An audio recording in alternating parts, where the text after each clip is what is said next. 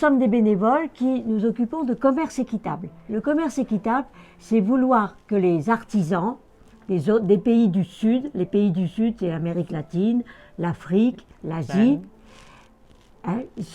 soient payés correctement de leur travail pour qu'ils puissent vivre dignement. On vend de l'alimentaire, des produits alimentaires. Comme produits alimentaires, il y a du café, qui ne se cultive évidemment pas en France. Il y a du chocolat. Le chocolat n'est pas fabriqué là-bas, mais c'est le cacao qui est récolté dans les pays d'Amérique latine ou d'Afrique. On vend du riz, on vend des biscuits qui sont faits avec des produits qui viennent de là-bas aussi, du sucre qui vient des Philippines, et on vend de l'artisanat. Alors, de l'artisanat de tous les continents, comme je vous ai expliqué, des pays du Sud. Non, on vend vraiment les produits. C'est pas comme, je sais pas comment on peut dire… Pas du troc. C'est pas du troc, voilà.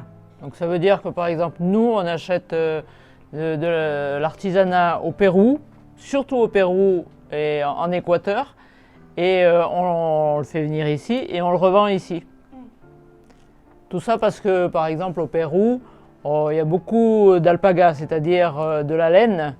Ils travaillent la laine et donc c'est des produits qu'on ne trouve pas en France, ou très peu. On commence maintenant un petit peu dans les boutiques de laine à trouver de la laine d'alpaga, mais c'est très rare. L'alpaga, c'est une bête qui ressemble au lama. Il a un cou plus long, mais ça ressemble au lama. On s'appelle Échangeons le monde, mais c'est dur de changer le monde.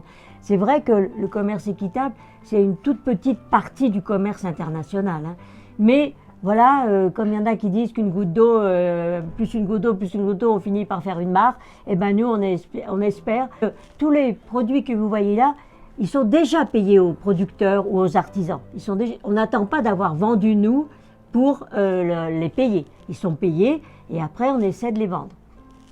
Alors, je veux préciser aussi que ce n'est pas nous qui allons chercher les produits là-bas, dans tous les pays. Il y a ce qu'on appelle des centrales d'achat qui regroupent, parce que c'est moins cher le transport évidemment, qui regroupent tous les produits. Et les centrales d'achat, elles sont installées en France. Et c'est en France qu'on commande ces produits qui viennent de tous les pays, comme je vous ai expliqué. La culture, c'est un grand mot. On ne parle pas de livres, de cinéma ou de théâtre, là. On parle de culture parce qu'il y a des habitudes culturelles dans ces pays-là. Par exemple, je vais vous montrer un objet. C'est une noix de tagua, cultivée en Équateur surtout. C'est un palmier et ces boules peuvent se tailler, se polir, même se teindre.